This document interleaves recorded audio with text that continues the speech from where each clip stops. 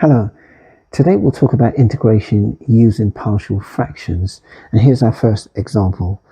Now, when we decompose this into partial fractions, and you can check this, we have x, add 1 as a denominator here, and it's minus 1 over x, add 2.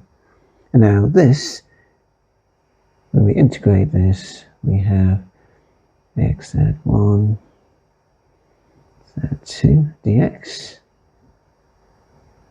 We have now the integral of 1 over x add 1 dx minus the integral of 1 over x add 2 dx.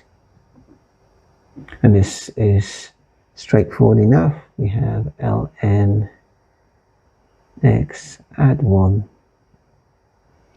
minus, we'll apply the law of logs for the next step. X add 2 add c. Now the difference between two logs can be expressed as one log divided by the other. So this becomes ln of the magnitude of x add 1 divided by x add 2 add the constant of integration.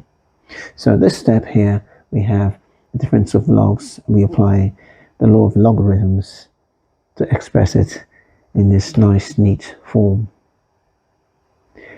Here is where we decompose this fraction into two partial fractions and integrate it as a sum. Thanks for watching. I'm Alistair.